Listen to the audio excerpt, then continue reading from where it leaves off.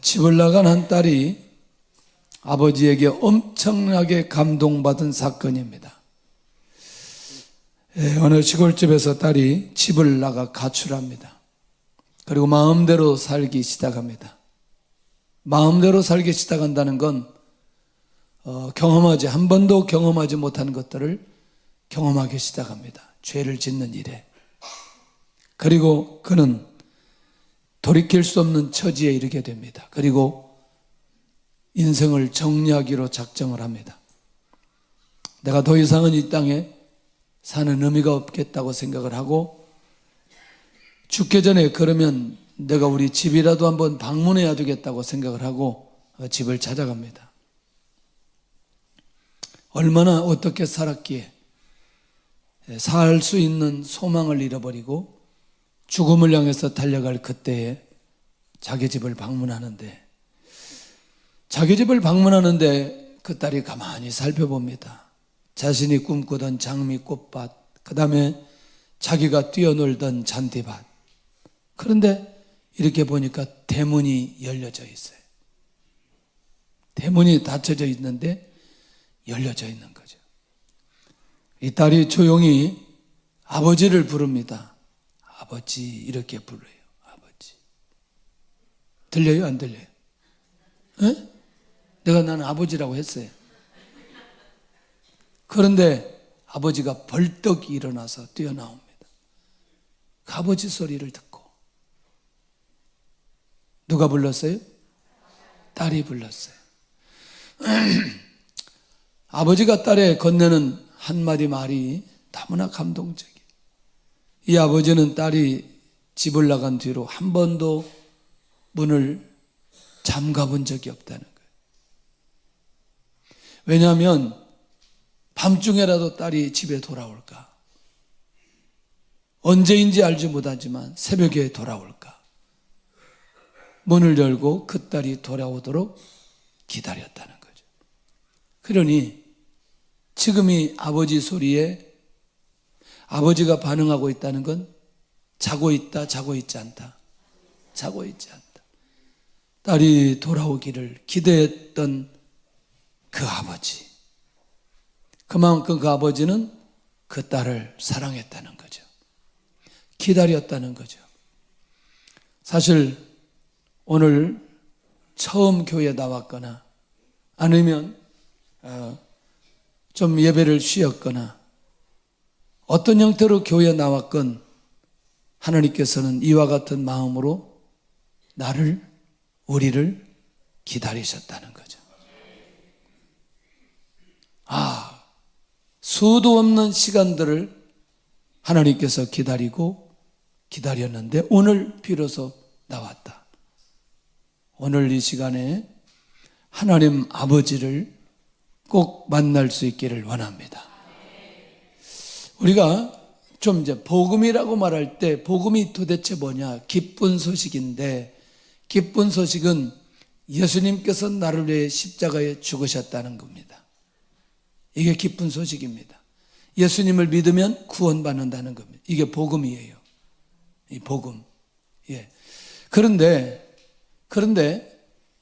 이 복음이 어떻게 시작되느냐? 예루살렘, 유대, 사마리아 땅끝. 예수님이 이 땅에 오신 곳은 어디냐? 베들레헴이었습니다. 나라는 이스라엘이었습니다. 그런데 이 복음이 누구를 통해서 확장되었느냐? 예수님의 제자들을 통해서 확장이 되었어요.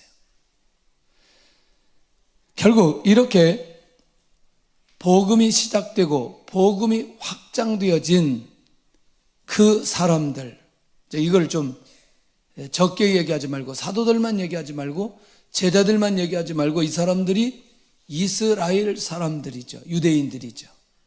그런데 이 복음의 역사가 시작되고 출발되었는데 놀라웠게도 그들이 속한 공동체에는 세계적인 리더십을 허락해 주셨어요. 복음에 대해서는 조금 이따 제가 자세하게 설명하겠습니다. 이 복음을 받았을 때 그 각 나라들이 어떤 변화와 어떤 역사가 일어났는지를 한번 살펴보려고 합니다. 세계적인 이스라엘. 사람들이 그렇게 얘기합니다. 인구는 그렇게 많지 않은데 한 500만. 그런데 땅은 강원도 땅 정도. 그 진짜 강원도 땅 정도 될까 이렇게 봤더니 이 나라가 길쭉해요. 위에서부터 이렇게 길쭉한데 보니까 한 500km 넘어 600km는 안 되는데 이게 길쭉하니까 굉장히 길어요. 그런데 지금부터 땅 얘기를 하고 싶은 게 아니라는 거죠. 그러니까 하나님께서 축복해 주실 때는 땅에 대해서 축복하지만 누구를 축복하기 때문에, 사람을 축복하기 때문에 환경도 복을 받게 되는 역사가 일어납니다. 할렐루야. 자, 복음이 시작되고 복음이 확장되고 복음의 역사가 일어났던 그 나라를 살펴보니까 세상에 지금의 시점으로 보니까 전 세계 금융을 장악하고 영향력을 미치는 나라가 되었어요. 사람입니다. 사람. 상황이라고 말하지만 미치는 사람들이 되었다는 거죠. 두 번째 보니까 세상에 그래도 지금의 나라는 미국이 가장 영향력이 있다고 보는 거죠. 1차, 2차 세계대전을 통해서 세계적인 나라로 딱 올라서는 순간부터 이 미국의 영향력이 거의 전 세계적이다. 그런데 그 미국을 어떻게 움직이느냐? 경제를 가지고 움직이고 법을 가지고 움직이면서 세계적인 그 나라에 영향을 미치고 있다는 거죠. 누가? 이스라엘이. 그 이스라엘은 복음이 출발된 것이고 복음이 확장되도록 일어난 것이다. 자, 세 번째는 이건 이제 미국에서 있는 겁니다. 경제학자 절반이 유대인이고 상어는 10%가 유대인이라는 거예요. 어쩔 수 없이 세계적인 나라에서 얼마만큼 영향을 미치는지 살펴볼 필요가 있다는 거죠. 조금 더 볼까요? 포브스지가 선정한 경제인 100명 중에 31명이 유대인입니다. 뛰어나다, 뛰어나지 않다? 뛰어나다. 이렇게 이런 사람들을 만드시고 세우시고 그렇게 한 결정적인 이유가 있다니까요. 조금 더 노벨상을 수상한 804명 중에 184명이 유대인이에요. 많아요, 적어요? 많아요. 우리나라 몇 명 받았어요? 2명. 근데 이 나라는 몇 명? 예. 게임이 되잖아. 조금 더. 미국 변호사 50%가 유대인이고 이 유대인들이 뭘 만드느냐? 로펌을 만들었어요. 그러니까 항상 앞서가는 거죠. 하나님께서 뭘 주셨기 때문에? 지혜를 주셨기 때문에. 이건 굉장히 중요한 의미가 이 안에 있습니다. 그러니까 결국 뭐냐? 이스라엘이라고 하는 거를 일단 나라라는 어떤 영토라는 개념으로 보지 말고 사람이라는 개념으로 본다면 하나님께서 사람을 뛰어나게 만들고 뛰어나게 사용해 주시고 뛰어나게 역할해 주시는. 이상하죠? 뭐가 이상하느냐? 미국에서 이스라엘에서 무슨 전쟁이 일어나면 가장 먼저 반응하는 나라가 어디? 미국이에요. 왜 그런 줄 아세요? 왜 그런 줄 아세요? 왜냐하면 어차피 그 나라의 정치, 경제, 문화 전부 다 누가 잡고 있어요? 그러니까 결국 겉으로는 미국이라는 나라지만 실제로는 누가? 그렇습니다. 유대인들이. 이거를 그냥 사실 지금도 예수님을 안 믿는 유대인들이 너무나 많다니까요. 예수님 안 믿는 사람들이 너무나 많다니까. 그러나 신명기 28장에 약속된 모든 축복을 사실은 이 이스라엘이 다 받고 있다. 조금 더 가보면, 자 보세요. 미국의 유명한 대학교 교수의 30% 40%가 유대인이라는 거예요. 자, 저는요 이 내용을 가만히 살펴보면서 자 이제 내가 예수님 믿으면 개인이 받는 이 축복과 은혜는 말할 수 없거든요. 그런데 조금 큰 의미에서 국가적인 의미에서 보니까 복음의 역사가 일어나는 나라들을 살펴보면 그냥 개인 정도의 회복이 아니라 국가적으로 회복시켜 주시고 국가적인 리더십을 세워주시고 국가적인 하나님의 축복을 허락해 주신다. 이거 볼 수 있다는 거죠. 할렐루야. 자, 조금 더 노마라는 나라를 좀 살펴봐야 되겠는데, 이 노마라는 나라는요, 당시에 정치, 경제, 군사 모든 것의 중심지였어요. 그래서 모든 길은 어느 나라로? 로마로 통하더라. 그래서 이 나라는 기독교를 국교로 승인했는데 313년에 절정을 이루면서 결국 380년에 승인을 합니다. 우리나라 국교는 기독교다, 이렇게 선언해버리는 거죠. 법적으로 선언하는 거죠. 대단한 거죠. 황제들 10명이 그렇게 그리스도인들을 핍박했던 나라가 복음을 받고 다시 정리를 하고, 우리가 이렇게 살아서는 안 되겠다. 그런데 문제는 뭐냐면 각계각층의 복음이 들어가고 귀족들 사이에 복음이 들어가서 결국은 언젠가는 계속해서 그렇게 시간이 지나가다가 결국에는 복음적인 국가가 되어버린 거죠. 이 나라 얘기하면 또 시간이 많이 걸리는데 좀 미국 얘기를 좀 빨리 해봐야 되겠어요. 이 미국이라는 나라는 청교도에 의해서 세워진 나라입니다. 청교도는 영국에 있던 신앙이 좋은 사람들 120명이 우리 정말 신앙생활 바로 해보고죠, 메이플라워를 타고 어디로 가느냐? 미국으로 갑니다.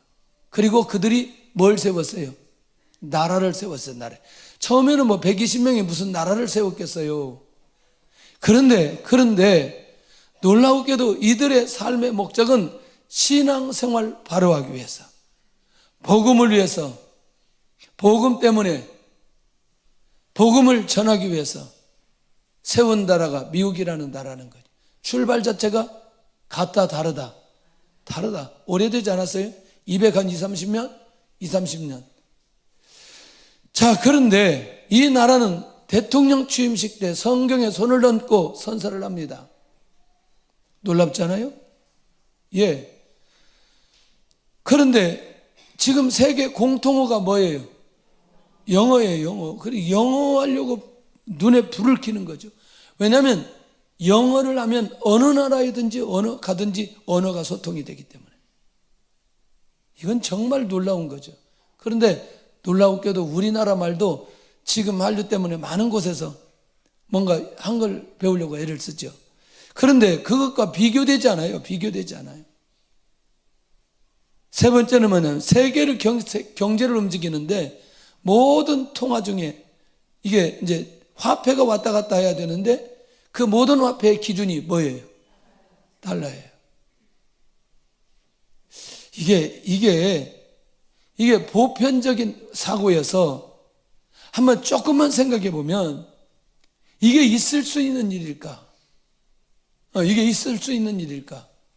자, 조금 더 세계 모든 나라에 영향력을 미치는 리더십을 줬는데 이게 일단 가만히 살펴보니까 정치도 경제도 군사력도 심지어 예술이나 스포츠까지 상상을 초월하는 거예요. 상상을 초월.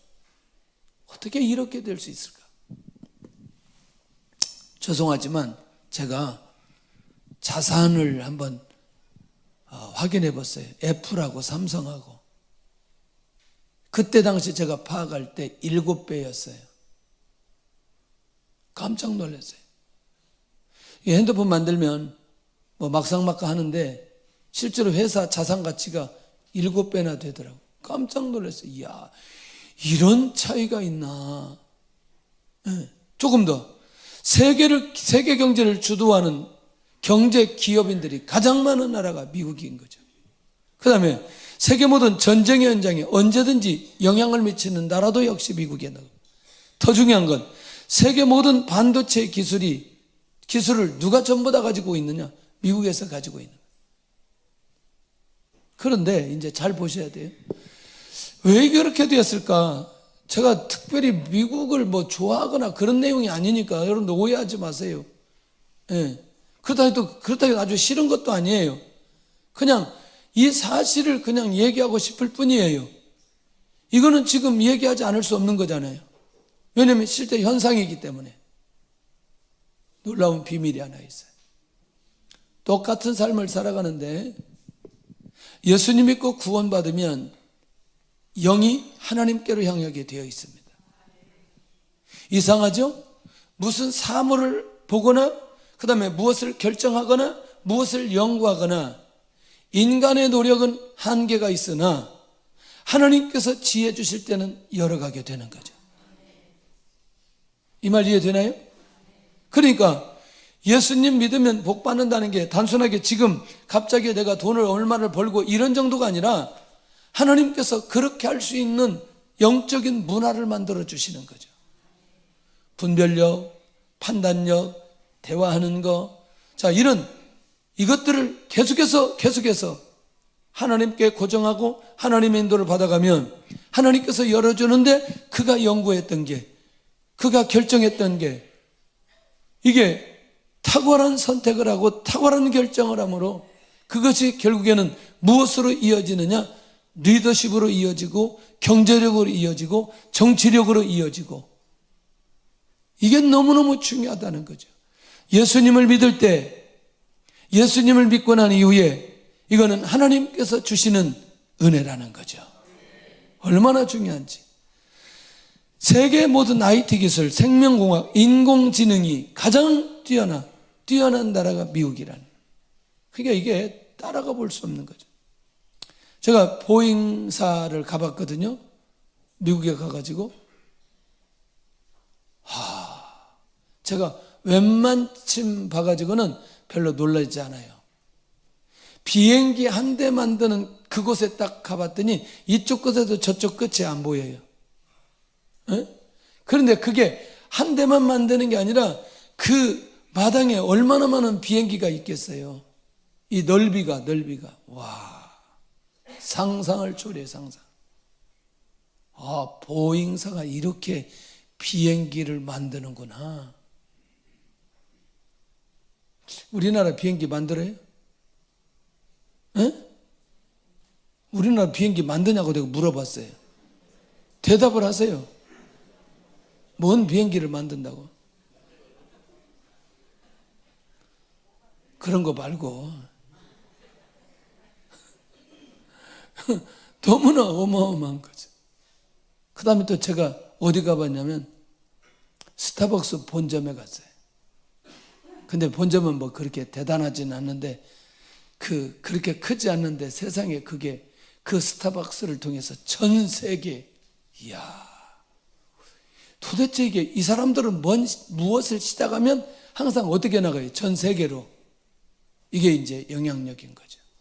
저는 이걸 복음과 연결시켜서 정립할 필요가 있다. 자, 이 청교도가 가기 전에 이들이 있었던 것이 영국이었고 장로가 최초로 시작된 것인데, 여러분들 이 세계 모든 나라에 선교사를 많이 파송한 나라인데, 조금 더 보면은 이제 가면서 이제 어차피 선교 얘기 나오니까 복음과 함께 대외 수출 무역 1위 국가가 영국인 거죠. 이 나라도 또 그 다음에 해가 지지 않는 나라는 많은 나라를 통치하게 되죠. 이거는 뭐 긍정적인 거 부정적인 게 같이 들어있고. 그런데 이게 바로 세 번째, 최초로 세계 선교단체를 세운 나라, 선교단체를 세워서 세계 선교하는 일에 집중했던 나라가 영국인 거죠. 감각이 있기를 바랍니다. 이게 무슨 얘기냐면, 이 얘기를 계속해서 듣다 보면 이게 국가적으로 또는 가정적으로 또는 교회적으로 왜 하나님께서 역사가 일어나고 응답을 주시고 축복하는지에 대한 감각이 우리 안에 살아나야 된다. 이 나라가 미국보다 36년이나 노예제도를 앞서서 폐지했습니다. 1833년에. 특별히 세계에서 기독교를 받아들인 선교의 사거리라고 이 영국을 불리게 되는데, 자, 이렇게 복음이 왕성하게 일어날 때, 선교할 때 하나님께서 이런 나라를 세워주셨는데 이제 서서히 기울기 시작하는 거예요. 이 사람들이 전부 다 어디로 가고 있어요 지금? 에? 이 엄청난 사람들이 프리미어 리그로 다 가고 있어요 지금. 그리고 교회가 비어지기 시작해요.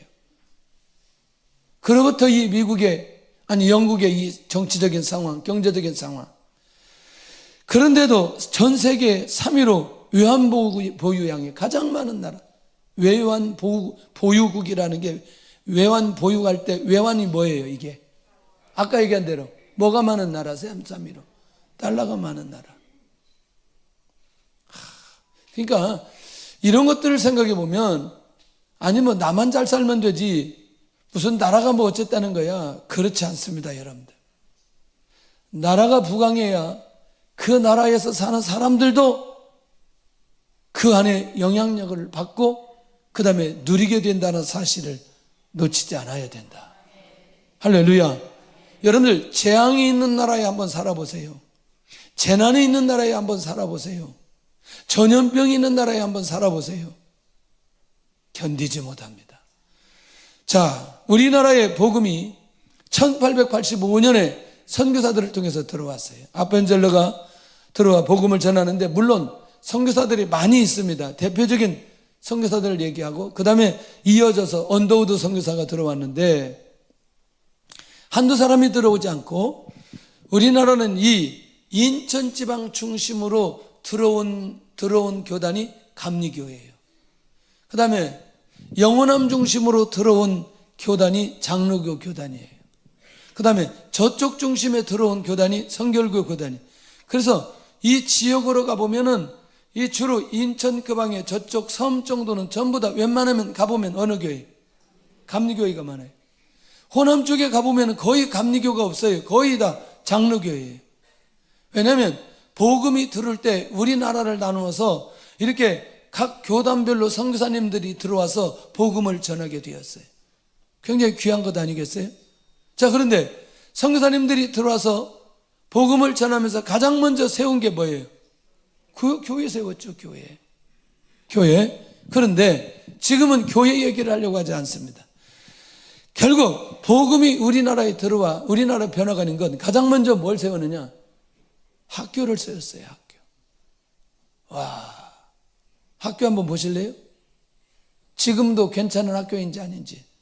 배제학당 세우는데 배제 중고등학교, 배제 대학교 선교사가 세웠습니다. 이게 이제 서울의 한 복판에 있다가 저쪽으로 명일동으로 이사 가기도 했는데 지금도 이 학교의 영향력이 대단한데 두 번째는 이화학당, 이화여자대학교 괜찮은 학교예요? 에? 혹시 내 주변에 이 학교 다닌 사람 있어요? 있어요? 쉽게 찾아봐요? 찾아보기 어려워요. 괜찮은 학교다. 그 말은 뭐냐면 사회를 이끌어가는 구성원 리더들이 잘 훈련받을 수 있는 이런 학교들을 세웠다는 게 중요하다는 거예요. 이해되시죠?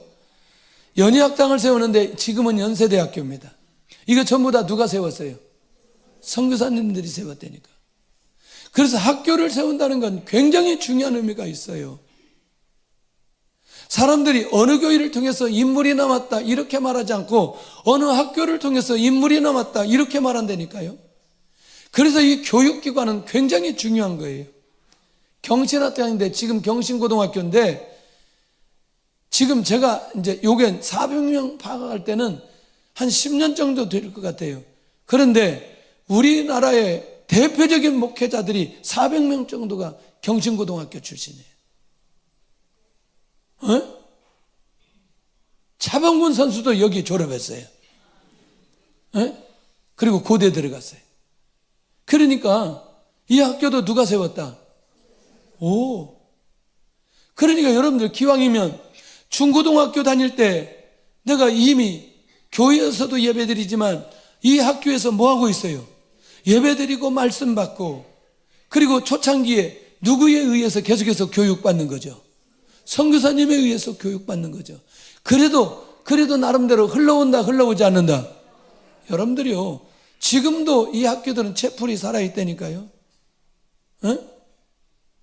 이건 굉장히 중요한 거예요. 그래서 학교를 세운다는 게 복음이 우리나라에 들어오면서 학교를 세운다는 건 사람들을 세우고 사람들을 세운다는 건 인물이 나오는 과정이 될 수 있다는 거죠. 숭실학당 세우는데 숭실중고등학교, 숭실대학교. 네, 이 대학교도 괜찮은 대학교에 지금도 다른 대학교는 뭐 그렇지 않냐 이런 얘기 아니니까 학교를 비교한다고 생각하지 않기를 바랍니다. 선교사들이 들어와서 결국에는 교회를 세우고 학교를 세우면서 우리나라 사람들의 삶의 질을, 생각을 바꿔놓기 시작했다는 게 중요하다는 거예요. 할렐루야. 학교를 통해서 나라의 지도자들을 양성하게 되었다는 게 얼마나 귀한 일인지. 이 복음의 역사입니다. 복음의 능력입니다. 예. 그러니까 여러분들, 농사 중에 제일 어려운 농사가 무슨 농사예요? 에? 그 어려운 걸 어떻게 알았어요? 너무나 쉽게 대답해요. 설교하다 보니까 이런 일도 다 있어요. 생전 대답도 안 하더니 어떻게 이렇게. 그런데 시간이 짧게 걸린다, 오래 걸린다? 오래 걸린다.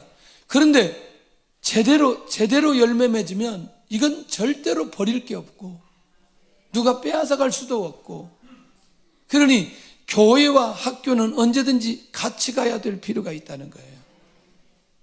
할렐루야. 이게 전부 다 선교사님들이 이 땅에 와서, 물론 그 이외에도 많은 학교들이 있지만, 염관여상도 있고 많은 학교들이 있지만, 이거 다이어의 대표적인 학교들만 지금 같이 나눠보는 거죠. 그런데 예수님을 안 믿는 사람들이 이 비밀을 잘 모르는 거예요. 이 비밀을. 이렇게 해서 이 사람들이 지도자가 되고, 이 사람들이 나라를 이끌고, 이 사람들이 또 그 다음 세대를 살리고, 자, 그 다음에 이제 두 번째는 병원을 세워서 병을 치유하기 시작하는데, 재중원 설립, 지금은 세브란스 병원입니다. 여기 괜찮은 병원이에요? 아니면 그렇지 않은 병원이에요? 괜찮은 병원이에요. 여기 가서 치료받으려면 쉽지 않아요. 예수병원인데, 이건 전주 예수병원인데 아예 이름 자체를 예수병원이라고 세워놨어요. 아마 호남 지역에서는 가장 대표적인 병원 중에 하나예요. 실력이 있습니다. 부산의 동산병원, 평양 제중병원, 기울병원, 이건 지금 전부 다 평양에 있어요. 그러니까 교회를 세우고, 그 다음에 학교를 세우고, 그 다음에 병원을 세우고, 그러니까 여러분들 어떠세요? 사람의 가치 기준을 교육을 통해서 바꿔놓고요, 그 다음에 육체의 질병이 있을 때 그것을 치유함으로 인해서 우리의 생명을 더 연장할 수 있다는 게 중요한 거죠. 자, 여러분들, 의술도 누가 주셨다? 하나님이 주셨다. 약도 누가 주신다? 하나님이 주신다. 그런데 질병 가운데 있는 사람들이 그렇게 진료를 받고 치유받고 그렇게 하면서 생명을 연장하게 되면서 더 남은 시간 하나님의 영광을 위해서 살 수 있도록 하는 것 또한 매우 중요하다. 그런데 언더우드 선교사는 오자마자 고아원부터 세우는 거죠. 유치원에서 어린이를 양육하기 시작하는데, 야, 이게 얼마나 중요할까. 지금은 뭐 고아원이 그렇지 않지만 옛날에는 이 고아원이 굉장히 중요한 역할을 했어요. 예. 또 유치원이 굉장히 중요한 역할을 했어요. 아마 우리 세대에 유치원 다닌 분들 많지 않을걸요. 저도 유치원 구경도 못했어요.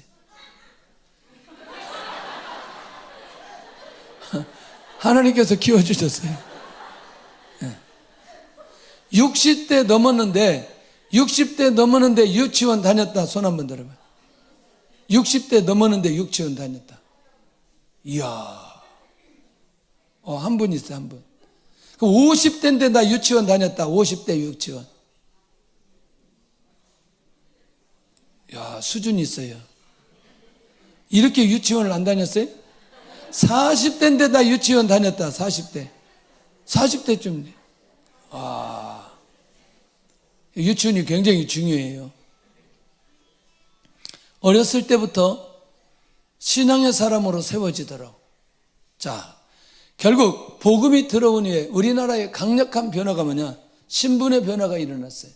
양반과 종의 관계가 없어지기 전에 평등이 무엇인지를 알게 했어요. 복음 때문에. 더 중요한 건 여자들의 리더십이 살아나기 시작하는 거죠. 네. 그러니까 결국 성경에도 그렇고 예수님 당시에 예수님 때문에 여자들의 리더십이 회복되고 살아나고, 복음이 우리나라에 들어오면서 역시 마찬가지고, 그러니까 복음이 지금 안 들어왔으면 여자들 굉장히 어렵게 살 수 있어요. 우리 어렸을 때만 해도 남자 여자 자리가 다 구분되었어요. 저쪽은 여자 자리, 이쪽은 남자 자리. 우리 어렸을 때 그렇게 예배 드렸다니까요. 그 저쪽에 이렇게 같이 못 가요. 나눠져 있어가지고. 막 그렇다고 해서 그렇게 비하시키면서 하진 않았는데, 우리가 시골교회 다닐 때는. 그러나 어느 교회는요, 남자들이 여자 쪽을 또 못 보게, 여자들은 남자 쪽에 못 보게 건물을 이렇게 만든 데도 있어요. 앞에 설교가 있고. 실제로 지금도 그런 교회가 지방에 있다니까요. 아니, 지금 그렇게 예배 드린다는 게 아니라 상징적으로 그런 교회들이 남아있다니까, 지금도. 그러니까 여자들은 더 감사해야 돼요. 복음이 이 땅에 들어오므로 우리의 리더십을 회복시켜 주셨다는 게 얼마나 귀한 일인지. 할렐루야. 한글을 사용하고 보고받도록 결국 무엇이 계속해서 일어나느냐? 교회마다 성경 공부가 일어났던 거죠. 근데 성경 공부만 하는 게 아니고 무엇도? 그렇죠. 한글도 공부하게 되는, 모든 사람의 문명 대치가 일어나고 새로운 길을 열어주는데, 여러분 뭐니 해도 사람의 가치는 내가 무엇을 알고, 내가 무엇을 깨닫고, 내가 무엇을 연구하고 그랬을 때 내가 생각하는 가치가 높아지게 되어 있어요. 맞나요? 예. 그러니까 내가 아무것도 모를 때는 단순한 일에 집중하지만, 내가 무엇이 열려지고 무엇이 깨달아질 때는 생각하는 폭이 넓어지게 되어 있어요. 자, 한국 역사가 기독교에 미친 결정적 영향력은 3.1운동 대표자들이 거의 그리스도인들이었다. 33명 중에 16명. 그리고 우리나라 역대 대통령 중에 그리스도인 장로가 2명이나 되었다. 공과 사는 우리가 나중에 해보아도 그래도 이분들이 대통령이 되었다는 게 얼마나, 80대에 이 문제를 놓고 얼마나 기도하면서 하나님 앞에 엎드렸는데. 자, 그 다음에 복음을 통해서 한국이 받은 세계적인 복이 뭐냐? 세계적으로 인구 숫자에 비례 가장 많은 교회가 세워져 있어요. 여기 옥상에 가서 한 번만 쳐다보면 십자가가 몇 개 있는지 금방 보여져요. 그런데 우리나라에서 제일 교회가 많은 데가 어딘지 아시나요? 모르시죠? 방배동입니다. 사당동 방배동. 그러니까 딱 옥상에 가서 이렇게 교회를 세우면 가장 많이 세울 수 있는 게 한 40개, 50개 정도. 십자가가. 지금은 또 모르겠어요. 어떻게 됐는지. 재개발하고 막 그래서 어땠는지. 저희들이 이제 서울에 있을 때 조사해 볼 때 사당동 방배동이 교회가 제일 많은 곳이다. 이렇게. 그래도 미장원 있는 것보다 나은지 않아요? 미장원 얘기는 왜 하나? 아니, 그러면 술집 있는 것보다 나은 거 아니에요? 그렇죠? 예. 자, 그 다음에 놀라우게도 세계적으로 조선 수주, 배를 만드는 게 오다가 가장 많이 있는 나라예요. 그러니까 배를 만드는 기술은요, 우리나라가 세계적이에요. 중국이 우리나라 따라오려고 하는데 결국엔 못 따라오더라고요. 자, 스마트폰과 LED 모니터 하면 또 이 기술이 세계적으로 1위다. 일이 많네, 우리. 예? 그래서 이건 스마트폰은 이 한국 국민성하고 좀 맞는 것 같아요. 왜냐면 2년 이상은 절대로 못 써, 대한민국 사람. 고장나서 못 쓰고, 짜증나서 못 쓰고, 실증나서 못 쓰고, 이게 잘 안 눌려서 못 쓰고, 하여튼 어쨌거나. 그러니까 뭐 하고 있어요? 날마다 연구하는 거예요. 이 연구진들은요, 벌써 얼마나 앞서가는지 몰라요. 이게 전부 다 뭐죠? 하나님께서 지혜를 통해서 주시는 것들이에요. 굉장히 중요한 겁니다. 메모리 반도체와 초박형 TV 세계 1위. 이거를 봤더니 이 TV 화면이나 얇기 TV 그 두께 있잖아요. 이게 세계적이라는 거지, 세계적이라. 제가 영국을 딱 한 번 가봤는데 꼭 가보고 싶은 데가 있었어요. 명품 백화점. 우리나라 뭐 있는 거 같아요? 냉장고하고 TV 있어요. 이게 명품으로 들어가 있어요. 세계 명품으로 들어가 있다니까, 이게. 우리만 못 느끼는 거지. 다른 사람들은 다 느낀다니까, 이거를. 자, 그 다음에 세계 선교사를 두 번째 많이 파송한 나라. 그러니까 지금 보니까 그러면 정리를 해본다면 우리나라가요 비자를 안 받고 들어가는 나라 1번인가 2번인가 그래요. 지난번에 1번이었다 2번이었다 막 그러거든요.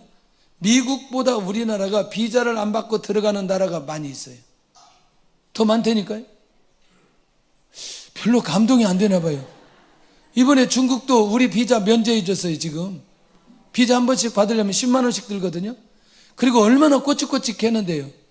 내년 연말까지 비자 면제예요. 일본 들어가는 거 비자 면제고 미국 들어가는 것도 비자 면제고. 아하. 세계적인 나라로 하나님께서 세워주셨는데 저는 개인적으로 볼 때 우리나라 옷 이거는요 따라올 수가 없어요. 어떤 나라도 따라올 수 없어요. 기술력, 그 다음에 질, 옷의 옷감, 질. 어제도요 우리 필리핀에 보낸다고 그랬더니 5톤 트럭으로 보내주셨어요. 5톤 트럭 모두 다 새 옷이에요. 새 옷. 응? 옷이 얼마나 좋은지 몰라요.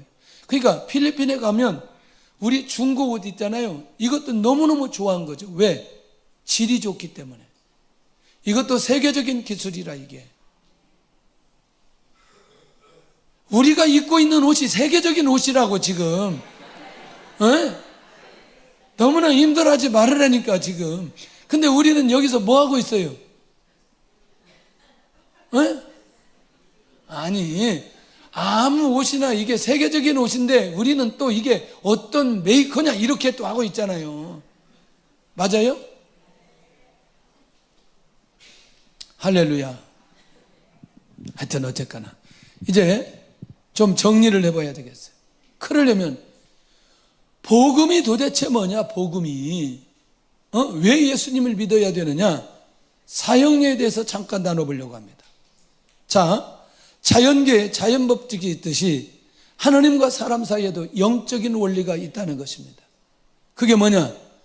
하나님은 우리를 사랑하시고 우리를 위한 놀라운 계획을 가지고 계신다는 거예요.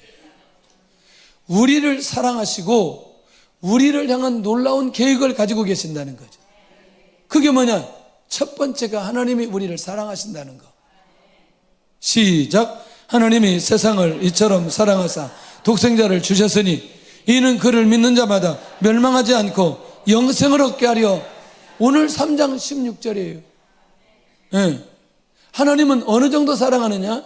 독생자를 보내주셔서 우리를 위해서 죽기까지 하도록 우리를 사랑하신다. 이게 하나님의 사랑입니다. 이 사랑을 모두 다 받을 수 있기를 원합니다. 그러면 하나님의 계획은 뭐냐? 하나님께서 예수님을 보냈는데 예수님이 이렇게 말합니다. 내가 온 것은 양으로 생명을 얻고 더 풍성히 얻게 하려는 것이라. 생명을 얻고 그 다음에 더 풍성히 얻게 하려는 것이 하나님의 계획이고 그 일을 위해서 예수님이 이 땅에 오셨다. 그런데 왜 많은 사람들이 이 풍성한 삶을 누리지 못할까요? 이유가 있다는 거죠. 이유가 제2원리에서 확인할 수 있습니다. 왜 그러느냐? 사람이 죄에 빠져 하나님께 떠나 있기 때문에 하나님의 사랑과 하나님의 계획을 알 수 없다는 거죠. 이해되시나요? 체험할 수도 없다는 거죠. 그러니까 내가 죄에 빠져 하나님을 떠나 있기 때문에 결국 하나님의 사랑과 하나님의 계획을 내가 알고 누리고 체험하려면 뭐만 해결되면 된다? 죄만 해결되면 된다는 거예요. 사람이 죄에 빠졌는데 시작. 모든 사람이 죄를 범하였으며 하나님의 영광에 이르지 못하더니. 그러니까 죄만 있으면 하나님의 영광에 이르지 못한다? 보래요.